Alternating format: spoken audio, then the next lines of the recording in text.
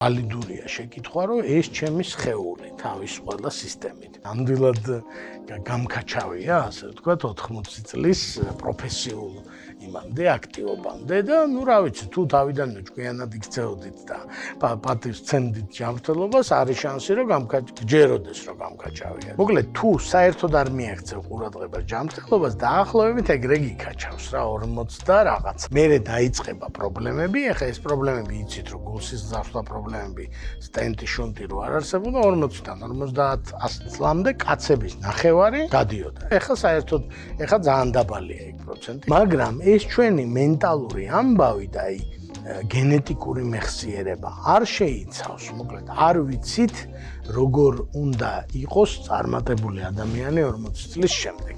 წარმატებული კი არა, როგორ უნდა იცხოვროს ადამიანმა 40 წლის შემდეგ, თლად კარგად ესეც არ ვიცით.